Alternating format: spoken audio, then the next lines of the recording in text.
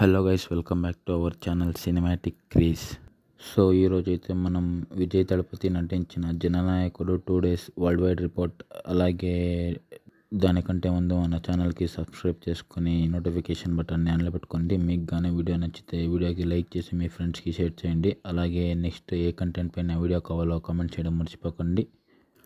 So అన్నిటికంటే ముందుగా Jana Nayagan movie గురించి మాట్లాడేదైతే డే 1 2 కోట్ల దాకా అయితే షేర్ని ఏపీ తెలంగాణలో కలెక్ట్ చేసింది. అలాగే డే 2 1 కోటి షేర్ అయితే కలెక్ట్ చేసింది.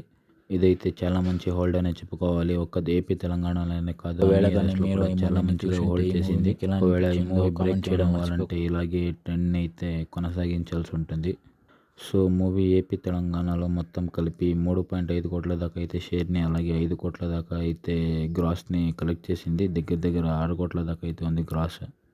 సో నైజాం షేర్ అయితే 1,60,00,000 దాకా అయితే ఉంది. అలాగే టోటల్ ఆంధ్ర కలెక్షన్ వచ్చేసి 1,45,00,000 దాకా అయితే కలెక్ట్ చేసింది. సో దీంతో ఏపీ తెలంగాణలో 3.5 కోట్ల దాకా షేర్, అలాగే 6 కోట్ల దాకా అయితే గ్రాస్ని కలెక్ట్ చేసింది. ఈ మూవీ బ్రేక్ ఈవెన్ అవ్వాలంటే ఇంకా 10.95 crores అయితే కలెక్ట్ చేయాలి. నియర్లీ 11 crores అయితే just AP Telangana break even కోసం అయితే కలెక్ట్ చేయాలి.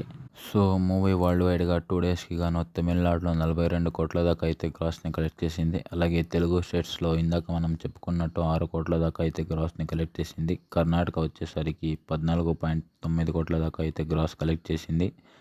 అలాగే కేరళలో 7 కోట్ల దాకా అయితే గ్రాస్ని కలెక్ట్ చేసింది. సో రెస్ట్ ఆఫ్ ఇండియా మొత్తం వచ్చేసి 6 కోట్ల దాకా అయితే గ్రాస్ని కలెక్ట్ చేసింది. ఇది కాకుండా ఓవర్సీస్ కలెక్షన్స్ వచ్చేసరికి 2 daysలో జననాయకన్ మూవీ ఓవర్సీస్ మొత్తం కలెక్షన్స్ వచ్చేసి 40 కోట్ల దాకా అయితే గ్రాస్ ఉంది.